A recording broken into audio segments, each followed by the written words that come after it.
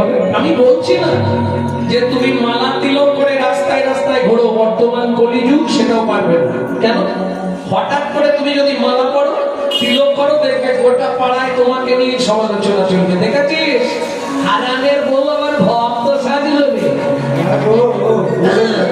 সালারা নিজেরা করবে না, কেউ করলে তার পিছনে খাঁচি দিতে ছাড়বে না। এটা হিন্দু ধর্মে আছে, অন্য কোনো ধর্মে পাবেন না। বিশ্বাস করুন, নিজে করবো না, কেউ করলেও সহ্য হবে। যার জন্য হিন্দু ধর্মের হাতটা তৈরি যায়। আপনাদের সামনেই তো মুসলমান,